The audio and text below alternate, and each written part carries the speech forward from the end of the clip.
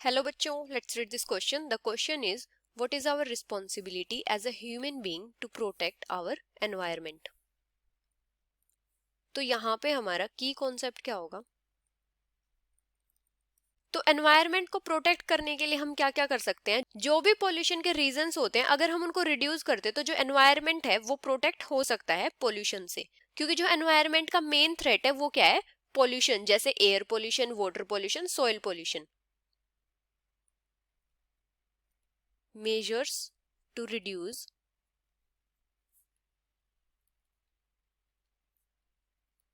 Environment pollution. तो environment pollution किस किस की वजह से होता है? जैसे इंडस्ट्रीज में फॉसिल फ्यूल्स वगैरह बर्न होते हैं, या फिर जैसे ऑटोमोबाइल्स में जब फ्यूल्स बर्न होते हैं तो वहां पे क्या प्रोड्यूस होता है? जैसे नाइट्रोजन और सल्फर के ऑक्साइड्स, कार्बन डाइऑक्साइड वगैरह. अगर हम इन गैसेस के प्रोडक्शन को रिड्यूस कर दे तो वहां पे एनवायरमेंट पोल्यूशन भी कम हो जाएगा और एनवायरमेंट प्रोटेक्टेड रहेगा.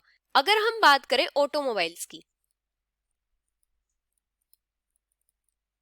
अगर हम ऑटोमोबाइल्स में कैटालाइटिक कन्वर्टर्स यूज करें,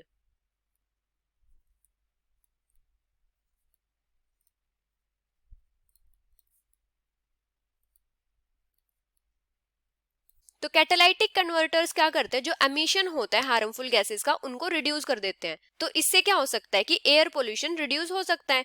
अभी एनवायरमेंट पोल्यूशन का एक और रीजन क्या है? जैसे जो प्लास्टिक्स वगैरह होते हैं, क्योंकि प्लास्टिक्स क्या होते हैं? नॉन बायोडिग्रेडेबल होते हैं.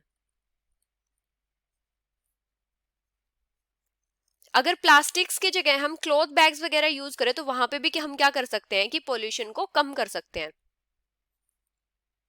बाय यूजिंग क्लॉथ और पेपर बैग्स. अभी क्या होता है, जैसे इलेक्ट्रिसिटी का प्रोडक्शन होता है पावर प्लांट्स में, तो वहां पे भी क्या होता है? वाटर पोल्यूशन होता है क्योंकि केमिकल्स रिलीज होते हैं, और एयर पोल्यूशन भी होता है क्योंकि वहां पे बहुत सारी गैसेस भी रिलीज होती हैं. तो इन सबको कम करने के लिए हम क्या कर सकते हैं? जो ग्रीन एनर्जीज होती है उनका यूज कर सकते हैं, जैसे कि सोलर एनर्जी वगैरह. अभी अगर हम बात करें वाटर पोल्यूशन की, तो वाटर पोल्यूशन को हम कैसे कर सकते हैं? एक तो जो सीवेज वाटर होता है या फिर जो डोमेस्टिक वेस्ट वगैरह होता है, अगर हम उस वाटर की ट्रीटमेंट कर दे तो वहां पे क्या होता है? वाटर का रीयूज भी हो सकता है और वाटर पोल्यूशन भी कम हो सकता है.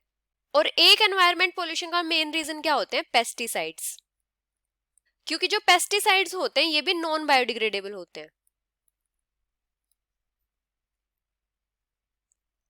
अगर हम इनकी जगह ऑर्गेनिक फर्टिलाइजर्स यूज करें तो ये भी क्या कर सकते हैं? एनवायरमेंट पोल्यूशन को रिड्यूस कर सकते हैं.